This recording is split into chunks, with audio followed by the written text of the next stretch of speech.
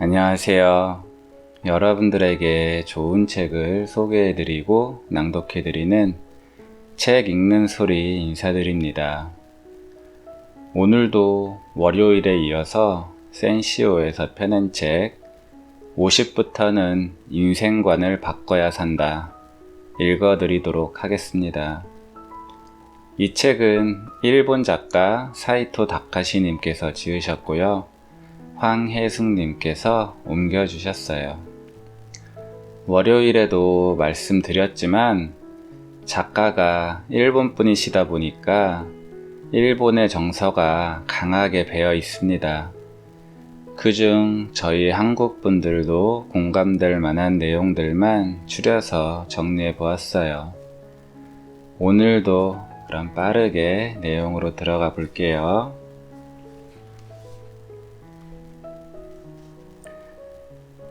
중요한 것은 자신을 표현하는 것. 나이가 50에 이르면 체력뿐 아니라 의욕도 떨어져서 정신적으로도 하얀 곡선을 그릴 수 있다. 그럴 때 영혼을 흥분하게 하는 방법을 생각해보자. 분자 생물학자이자 스쿠바 대학 명예교수인 무라카미 가즈오는 예전에 유전자의 스위치를 켠다 라는 표현을 썼다. 잠들어 있던 DNA에 불을 붙인다고나 할까? 내 나름대로 해석하자면 뛰어난 인재를 만나고 자극을 받아서 자신도 무언가 도전해보고 싶다는 긍정적인 기분이 드는 것이다. 50세가 되면 의식적으로 이렇게 유전자의 스위치를 켜는 습관을 들이기 시작하자. 예를 들어 음악이든 그림이든 훌륭한 표현 예술을 접하다 보면 자신도 뭔가 표현하고 싶어진다. 즉, 표현 욕구의 스위치가 켜진다. 50세부터 시작하는 것은 너무 늦지 않을까? 라고 걱정하지 않아도 된다. 정신문화에 관련한 표현은 나이와 상관없다. 중요한 것은 표현하는 것이다. 가령 꽃꽂이를 배우는 사람은 자신이 만든 작품을 남에게 보여주는 것이 기쁘다. 다도를 배우는 사람은 다소곳이 앉아 차를 만드는 동작 자체가 표현의 일종이다. 그 중에서도 춤이 가장 좋다고 생각한다. 춤이란 인간의 표현 욕구의 가장 원시적인 발로이며 특히 몸속의 에너지를 깨워주기 때문이다. 일반적으로 50세에 춤을 추는 사람이 예전에는 사교 댄스 애호가들을 제외하면 별로 없었다. 하지만 지금은 다양한 댄스 모임이 있다. 플라멩고나 훌라 댄스도 좋고 여성은 벨리 댄스도 출 수 있다.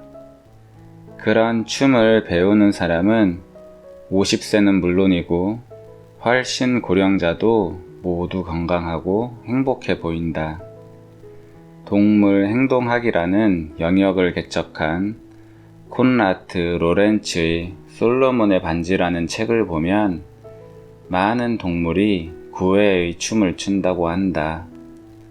몸 전체를 움직여서 상대방에게 구애하는 것이다. 이 책에 따르면 버들붕어는 다른 버들붕어를 만났을 때 빛나는 정열의 춤을 추기 시작한다.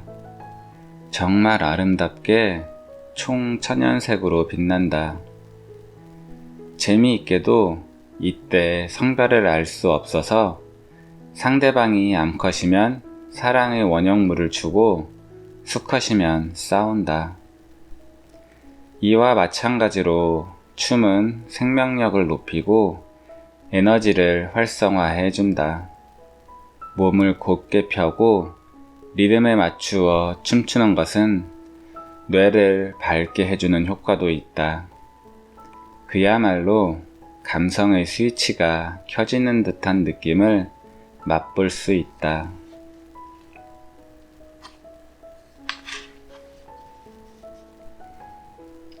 상식을 통해 새롭게 만난다. 2018년 5월 가수 사이조 히데키가 세상을 떠났다.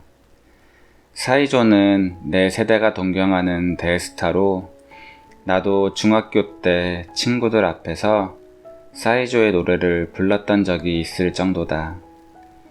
비록 만난 적은 없지만 마음속으로 쭉 응원하던 스타가 세상을 떠나면 굉장한 상실감에 사로잡힌다. 그래서 나는 사이조 히데키 추도 주간을 정하고 가지고 있던 사이조의 CD를 꺼내서 그것을 계속 들어보았다.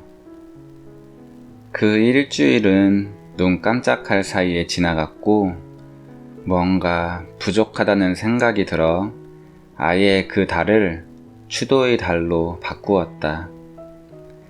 그 기간에는 집에서 일할 때도 음악을 계속 반복해서 들으면서 이렇게 노래를 잘했었구나. 굉장히 매력적인 목소리네. 라며 사이조의 훌륭함을 새삼 깨달았다. 그때까지도 팬이었지만 사이조가 세상을 떠나기 전에는 그렇게 진지하게 그의 음악을 접해본 적이 없었던 것 같다. 나는 싱어송라이터 우타다 히카루의 어머니로도 알려진 가수 후지 게이코가 유명을 달리했을 때도 마찬가지로 추도 기간을 정하고 계속 그의 노래를 반복해서 들었다. 영화 철도원의 주인공으로 유명한 배우 타카쿠라 겐이 세상을 떠났을 때는 타카쿠라가 나오는 영화 DVD를 계속해서 봤다. 이미 세상을 뜨고 난 다음에 이렇게 추도하는 일은 때 늦은 것 같기도 하다. 하지만 추도하는 마음이 고인을 더 진지한 태도로 마주하게 한다. 슬프지만 고인의 열정을 이어받는다는 의미에서는 상실도 또 다른 만남의 기회가 될 수 있다. 어떤 이별의 아픔도 영원히 계속되지는 않더라.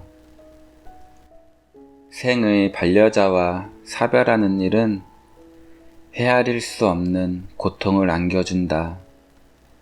특히 여성보다 남성이 더 깊은 마음의 상처로 흔들리는 것 같다. 기상청에서 정년 퇴직한 뒤 모 방송사의 뉴스에서 기상캐스터로 활약했던 구라시마 아스 씨는 소박한 말투와 알기 쉽고 친숙한 해설로 텔레비전 일기예보의 방식을 바꾸었다고도 할 수 있는 사람이다. 열대야라는 말을 처음 쓰기 시작한 것도 구라시마였다고 한다. 구라시마는 오랜 세월 동고동락하던 부인을 갑자기 암으로 잃고 그 충격으로 우울증에 걸리고 만다. 그 과정을 자기 스스로 기록한 그치지 않는 비는 없다에 따르면 아내가 사망한 뒤 구라시마는 왜 좀 더 아내의 마음을 알아주지 못했을까 하는 자책에 휩싸여 아내의 영정 앞에서 잘못했네, 미안하네 라고 계속 용서를 빌었다고 한다. 그러다가 구라시마는 죽고 싶다는 강한 충동에 사로잡힌다. 어서 아내의 곁으로 가고 싶다. 죽으면 모든 고통에서 해방될 것을. 실제로 유서를 써놓고 아파트 옥상에 몇 번이나 올라갔다고 한다. 그러나 차마 죽지 못했던 구라시마는 그 후 정신과에 입원해서 조금씩 건강을 회복했다. 구라시마는 이렇게 말했다. 반려자의 죽음은 누구든지 경험하는 일이지만 지금 정말 그 상실감에 무척 괴로워하는 사람에게 그것은 누구의 고통과도 어떤 괴로움과도 비교할 수가 없는 절대적인 아픔이다. 구라시마는 그 고통이 영원히 계속되지 않을까 두려웠을 것이다.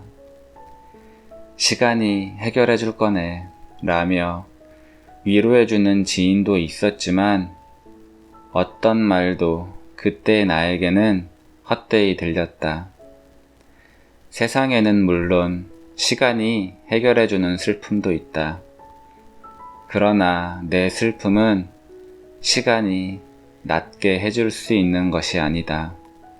더 특별하고 더 아프다.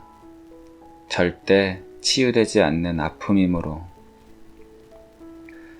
그러나 라며 구라시마는 덧붙였다. 그러나 역시 시간은 여러 가지를 해결해주는 법이다. 어두운 터널을 빠져나온 구라시마는 그 뒤 봄날 같은 나날을 보낼 수 있었다. 구라시마는 2017년 93세를 일기로 세상을 떠났다.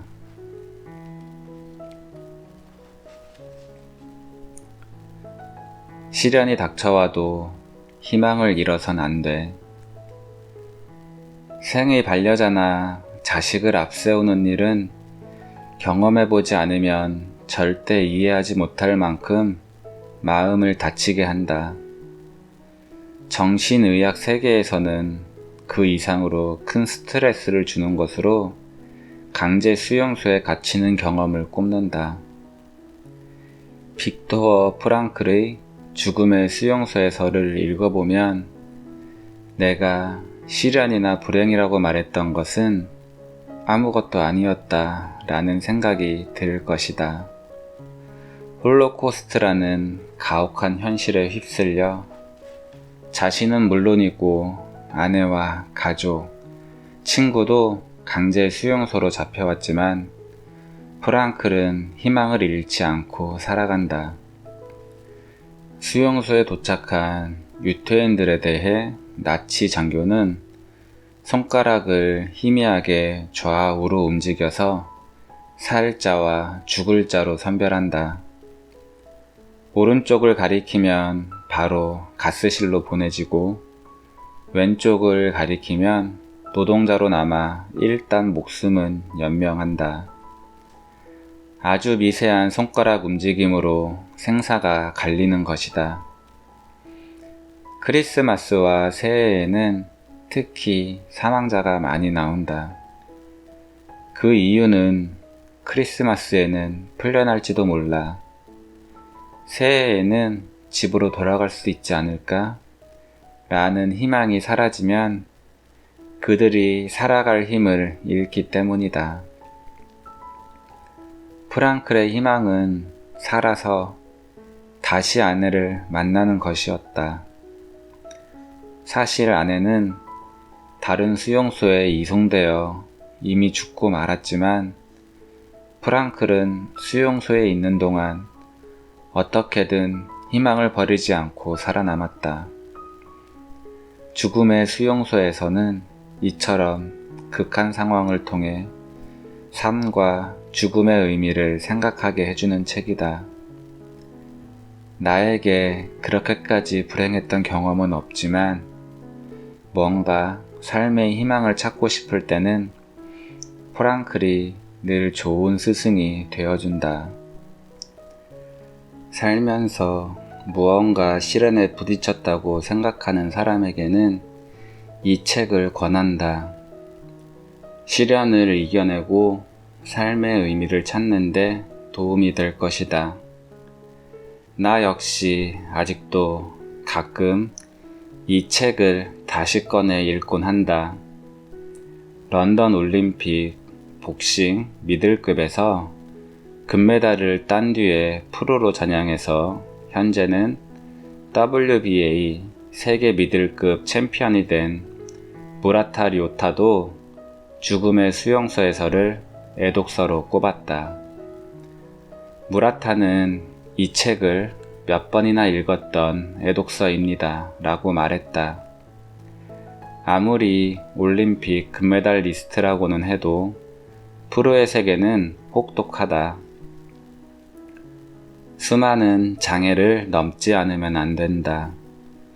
무라타는 그럴 때마다 혹독한 상황 속에서도 절대 희망을 잃지 않았던 프랑클의 삶을 가슴에 새김으로써 버텼는지도 모른다.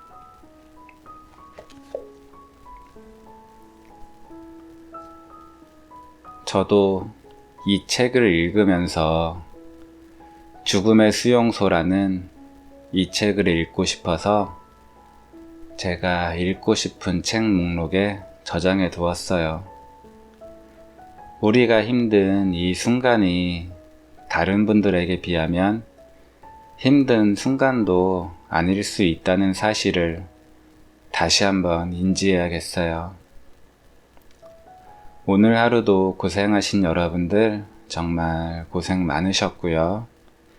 오늘 저녁도 편안한 저녁 시간 되세요.